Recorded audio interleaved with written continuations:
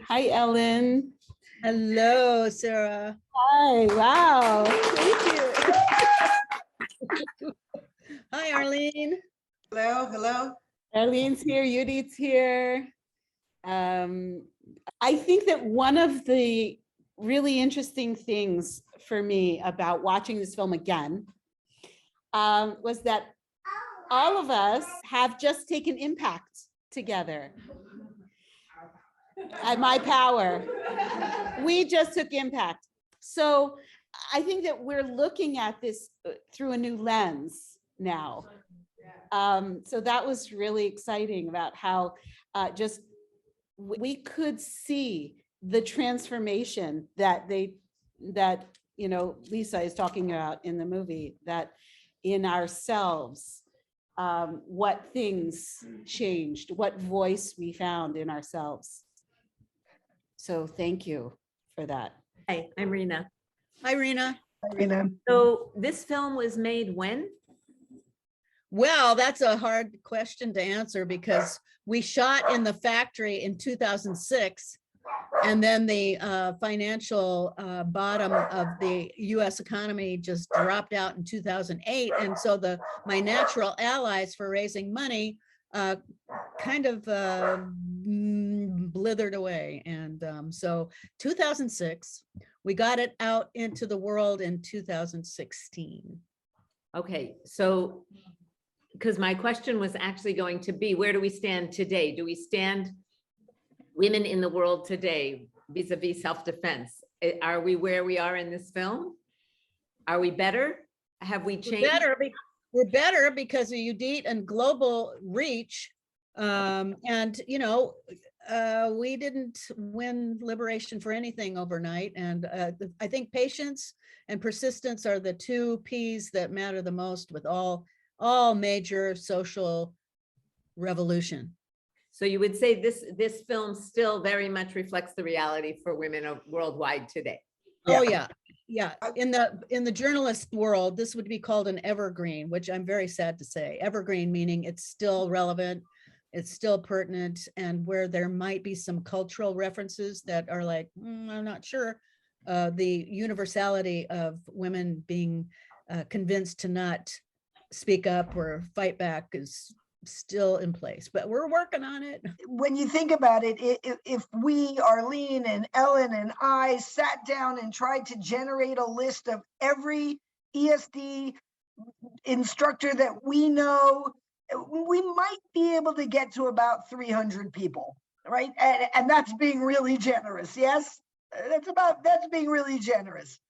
7 billion human beings, 300 people teaching this.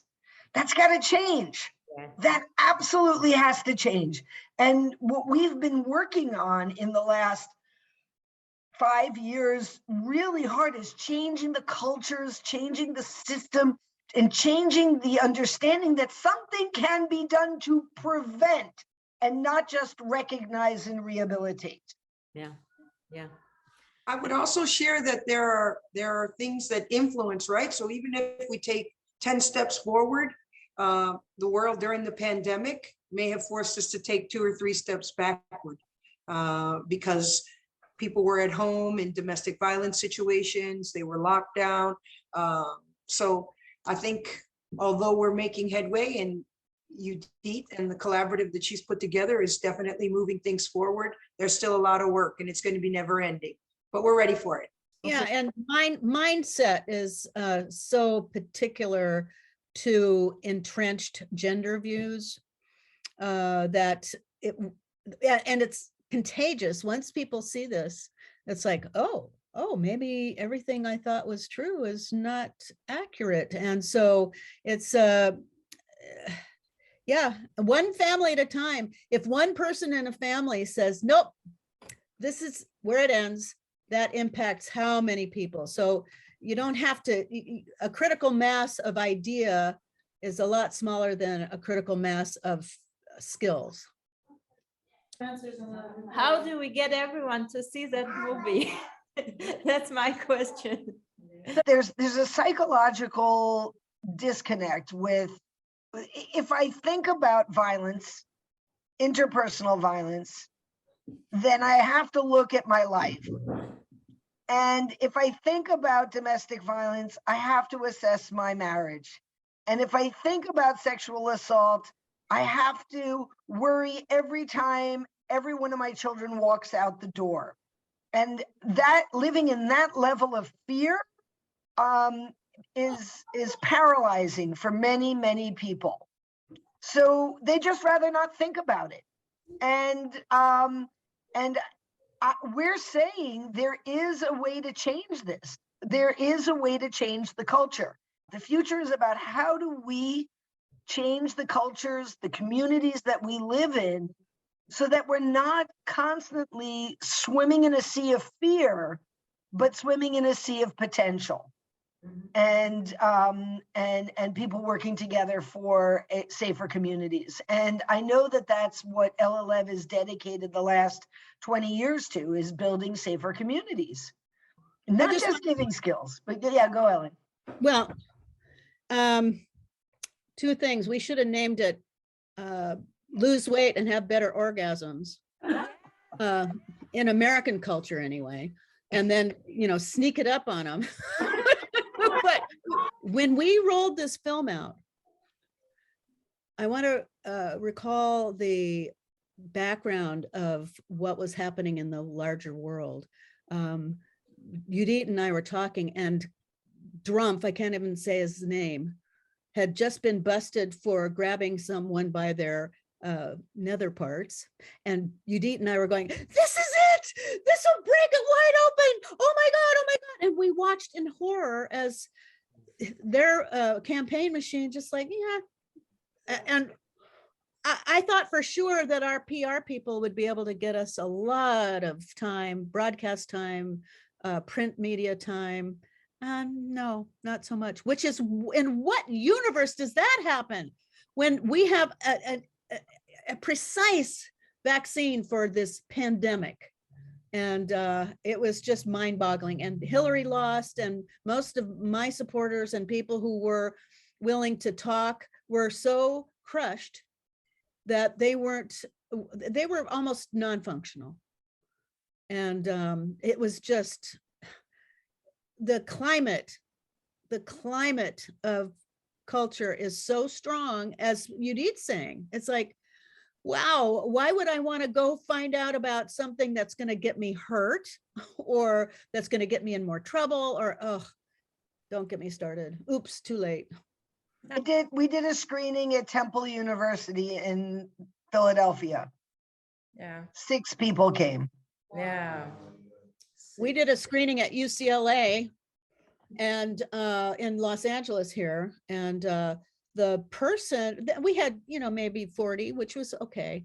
But the person who was most excited about it was an officer in the stress management and stress and insurance and assessment office. He's like going, oh my God. And I said, can you get us through to the liability people? Because at some point we may have to sue people for people getting hurt on campus. And he goes, oh yeah, that's so smart. But then, I followed up. I'm like a dog with a bone. And finally, nothing happened. So who knows what he was getting from his end. But there was a very strong movement on the UCLA campus that self-defense is promoting victim blaming. And it is a meme that will not go away, at least on the Southern California campuses. I'm Nadia. Hello. Hello, Nadia. First of all, I got married not about 1.5 years ago, and then I joined MyPwr 6 months ago. And one of the things that I heard my mom say to my husband was, it's a good thing that Nadia wasn't in MyPwr when she met you. And I thought, even my mom thinks like this, and she's really cool. She's really, really cool. And we're talking about changing the whole culture. You said in the film that it's important for women, I didn't even think about it, for women to be teaching other women impact, because so then the women can say, yeah, she can do it. There was a whole bit about women teaching women, correct, and impact. But I think changing the culture is starting not just with the women and the girls, but from the beginning with men and women. I know that that's what they're doing.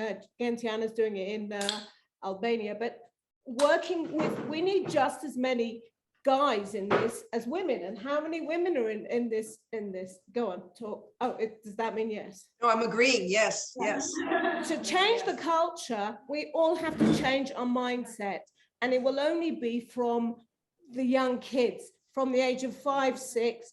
That's where you change the culture. And so therefore ESD professionals have got to be, or 0, and therefore ESD professionals can't just be women.